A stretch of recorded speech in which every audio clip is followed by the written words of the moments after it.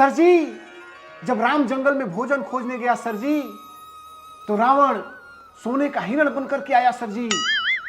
और उसके बाद सीता ने लक्ष्मण को कहा, जाओ लक्ष्मण उसे पकड़ के लाओ। लेकिन सर जी, जैसे ही लक्ष्मण गया, रावण अपना भेष बदल करके सीता को लपक लिया। बोलो बाके बिहारी लाल की।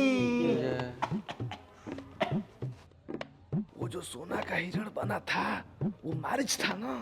चुप रहो, नया नया हिंदू बने हैं। और 5 साल से अल्लाह अल्लाह किए हैं, अचानक चुनाव में राम लल्ला करेंगे तो थोड़ा सा मिस्टेक बनता है।